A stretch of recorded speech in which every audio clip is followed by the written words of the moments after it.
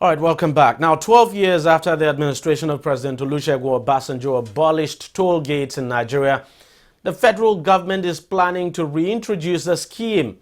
Now, the Nigerian Senate during the week passed a unanimous motion for the government to introduce toll gates again on Nigerian roads.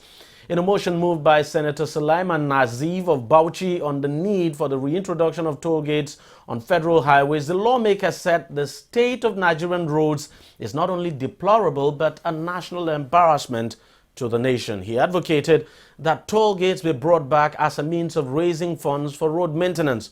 Now, his other colleagues agreed with him, saying that the reestablishment of toll gates will solve the problem of dilapidated roads in the country. They argued that besides revenue generation, the presence of security personnel at toll gates would provide a level of safety for road users. Former President Olusegun Obasanjo, while scrapping the toll gate on January the 1st, 2004, had said the policy had outlived its usefulness and that the scheme was placing additional financial burden on Nigerians.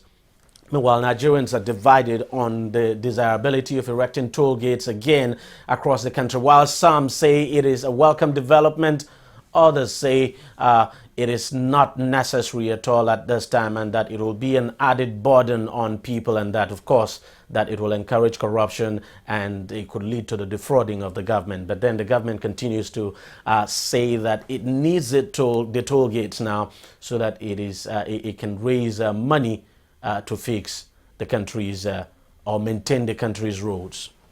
Well, joining me to discuss this further is Martin Zanovo, who used to be the former presidential candidate of the NCP in the last presidential election. Thank you very much for joining us on the program, Chief Onovo. Yeah, you're a chief. What do you make of the decision of the Senate now to return these toll gates? I mean, it's not surprising anyway, because even the Minister of Works had long ago suggested that the toll gates should return. Well, the government, you must understand the mindset of the government, and that is that the government is desperate for revenue, very desperate for revenue. We're not talking about how judiciously the revenue is used. We're not talking about how prudently it's applied. We're not talking about what plans we have to apply the revenue to, but it looks like the government misunderstands the purpose of government. And the Nigerian Constitution is very clear about the purpose of government, which is the security and welfare of the people. Unfortunately, if you look at this idea to reintroduce toll gates, you will find out that it has the same basis as the idea to introduce telecoms tax, as the idea to introduce maintenance charges on bank accounts. Everything is calculated to extort the already impoverished Nigerian people, to continue to fund very wasteful and unproductive cost of governance. What would this unproductive cost of governance be? Well, it's very simple. If you look at the 2016 budget as approved, you're going to see that total national revenue estimated was 3.8 trillion. But the value of the budget was 6 trillion. 2.2 a deficit is going to be borrowed. Now, out of the 2.2 that is borrowed, only 1.84 was proposed for capital expenditure. So you're even borrowing to fund recurrent. It has always been the case anyway. Well, no. That is not to say it's right. No. In any case. Yes, and we have never borrowed this kind of funds before. We haven't borrowed 2.2 out of 6. That's nearly 40%. Anyway, we'll talk about borrowing because, I mean, circumstances now, some people will tell you is different. Let's still look at this toll gates, for instance. I mean, as you said, the government is desperate for revenue. No question at all, especially when you consider the fact that we're not earning as much as we used to earn from oil.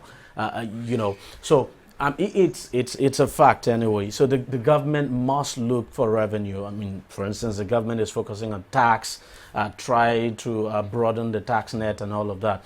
But in terms of the toll gates, it would appear the senators, so to speak, are in agreement that these toll gates should return and that the money generated from the toll gates could be put back to a road maintenance, for instance. First is that you must know that this is not a novel idea. Of course It's been tried before and it failed. It's not even a good idea as conceived. What exactly is wrong with it? What is wrong with it is that you incur a cost building those toll gates, which you had built in the past and demolished. Maybe it was a stupid idea to have demolished the toll gates in the first place. No, because it's an obstruction on the road. Let me give you an example. The Lekki-Ekpe Expressway is a 3-lane on either side expressway. At peak traffic, around 7 p.m., expressway traffic goes at about 6-7 kilometers per hour. What kind of an expressway is that? You see, what is happening is that we always pervert ideas. This toll gate is going to cost us a lot of money, which we claim we don't have to construct. Now, we'll construct it like we constructed them in the past. And suddenly, we will decide, like we also decided in the past, to demolish them again. That maybe when some other governments come and the government will just feel it's not necessary. And that's my point. Is it not a waste? That's number one. Number two, what is the purpose of government? The security and the welfare of the people. How does the toll gate continue to contribute to the welfare of the people, if not introduce a bottleneck? And also, don't forget, if you take let's face it, if you take the example, yeah, go on, of the Lekki-Ekpe Expressway and the toll gates there, the accident it has caused, the number of lives it has taken, then you will find out that this is not a good idea. For you, because it causes, it could lead to accidents. Yes. And all of and that. And it costs additional funds, and it becomes a bottleneck on the road. So because of these bottlenecks, oh yes, funds it's should wasteful. not be generated. Because, I mean, you look at other societies, How you have do you toll generate gates anyway. funds? You generate funds from taxes.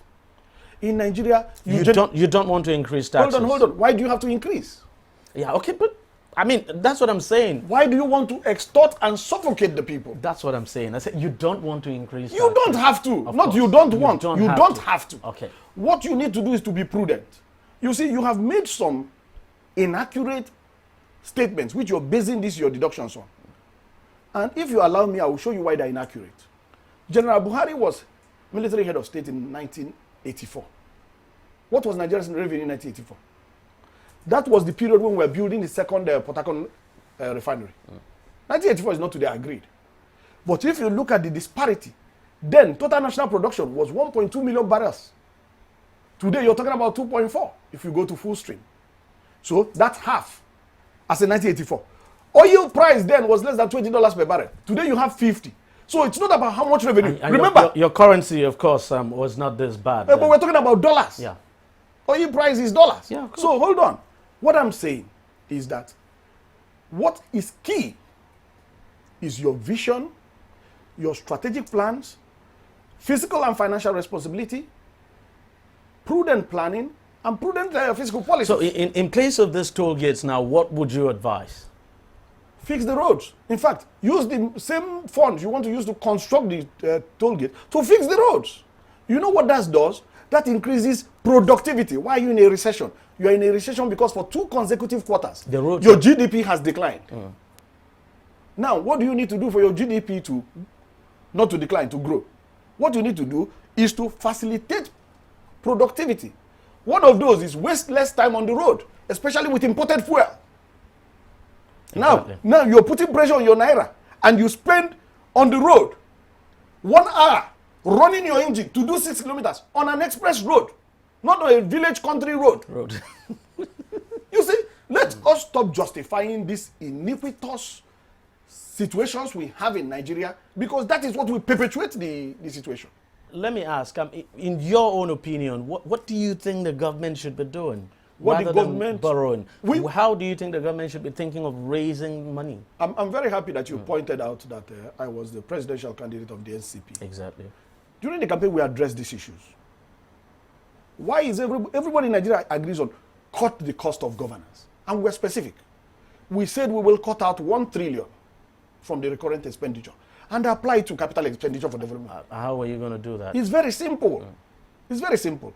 Some of the things we said, this government has done it already, although ineffectively because there's Just tell me how you. There are so many things you cut. You lay off workers. No, you don't have to lay off workers. Okay. How much do Nigerian workers earn? So what are you going to do?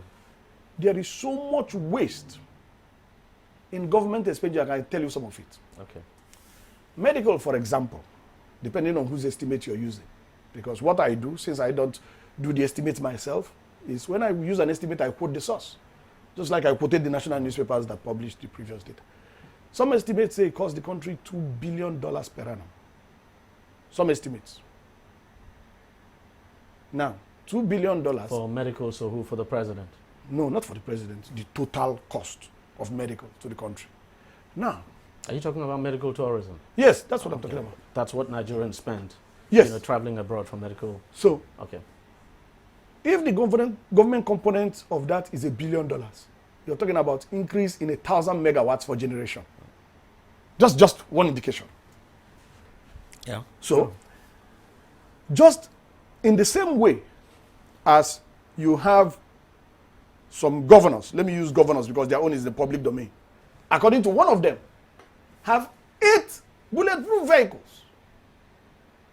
That's not capital expenditure. That's recurrent for one governor. 8 bulletproof high grade. Each one, current cost nearly 100 million. Because you're talking about Range Rovers. Full options, bulletproof, 8 pieces. That's 800 million for governors that claim they can't pay salaries. So this is what we said. We said we will cut out the waste in the recurrent expenditure. And we estimated we could get out 1 trillion from the 2.6 and leave 1.6 for recurrent.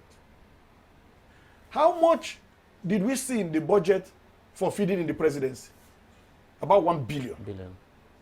1 billion divided by 365 days. You're eating 2.5 million every day. Every day. How many cows do you kill to eat 2.5 million? Maybe how many human beings do you kill? So you can't tell me to list all the waste. So what we are supposed to do, take every item in that recurrent expenditure. Just like the example that the former governor used. He said, each time I travel from my state to Abuja, I go with an entourage of 30 people. And then I ask the question, what are these 30 people doing? And each of them has a night allowance of 30,000. So it's 900,000 each night I'm in Abuja. You're not talking about cost of transportation and everything. And he said, I said, not more than 5. If the government was able to check all these waste. Oh yes, this is the waste. They would not even need to borrow. Exactly. So all these questions have been addressed, but because the media is not interested in right answers, these answers are not promoted. It cannot be correct that the media is not interested in right answers. answers. Clearly we have all the right answers. The media has never promoted the right answers. In January, we predicted on a major national platform that the budget was a budget of ruination. By September, everybody saw the economy in ruins. It's clear. It's science. It's 2 plus 2 is 4. You don't need to be a metaphysicist to know that 2 plus 2 is 4. I still it's clear. I disagree two with you. Items. 1, 2, 3, 4. It's that clear. The media is not interested in right answers. It's clear. The media is promoting wrong answers. That's absolutely not correct. Kukumba stories. They are not promoting right answers. That's absolutely not correct because, I mean, you're here now. If the media was promoting right answers, I'm telling you, Nigeria won't be underdeveloped. Take that from me. I still disagree with you. One of the richest countries in the world in this squalor. I still disagree with you. The Constitution is very clear about the role of the media. They are not playing it. Chief Martin Tonovo, thank you very much for coming on the program. Thank you. But I strongly disagree with you. We disagree. We don't agree. You belong to the media. You belong to the media. All right, we'll take a short break now, and when we come back, we'll continue the discussion. Every day, every hour, and every minute, news break in Nigeria. Things happen so fast, it's most times difficult to track and comprehend them. But that's what we do right here on DEJI360. 2015, would you want to come back again? It's like asking Jesus Christ if he knew he was going to die, will you want to come back as the savior of the world again? We do not just help you track the stories, we break them down, explore all the angles, analyze the issues so that you can fully comprehend the stories and use them to make the right decisions.